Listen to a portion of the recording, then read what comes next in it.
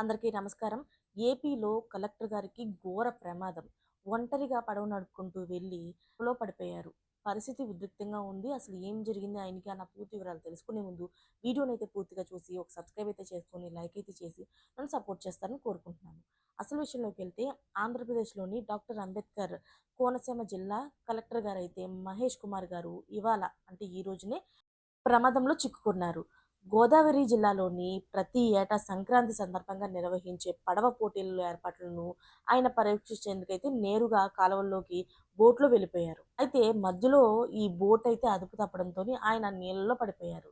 ఈ video social మీడియాలో అయితే వైరల్‌గా మారిపోయింది. కోనసీమ జిల్లాలోని ఆత్రేయపురం మండలంలోని పులిదిండిలోని ప్రతి ఏటా అయితే సంక్రాంతి సంబరాలు పడవలు, పందాలు అలాంటియన్నీ కూడా జరుగుతూ ఉంటాయి. వీటిని చుట్టుపక్కల ఊర్ల వాళ్ళందరూ కూడా జనమొచ్చి భారీగా తరలిస్తూ ఉంటారనమాట. ఆ జనాన్ని కూడా వచ్చి చూడడం అయన్నీ చేస్తూ ఉంటారు.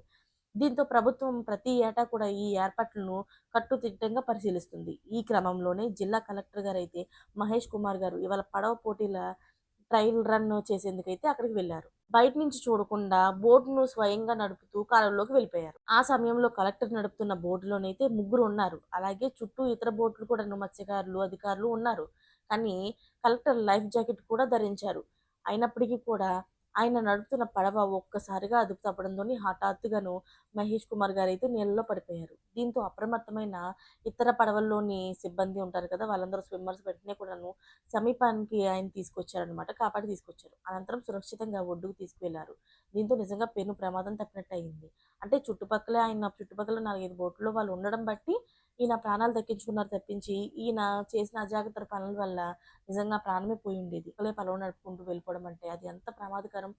అందరూ ఉన్నారు కాబట్టి మిగతా వాళ్ళందరూ కాబట్టి కాపాడగలిగారు. ఇలాంటి తప్పులు మాత్రం అసలు ఎప్పుడు చేయకూడదు. మరి మీ అభిప్రాయం ఏంటనేది కామెంట్ రూపంలో తెలియజేసేయండి. Thanks for watching friends.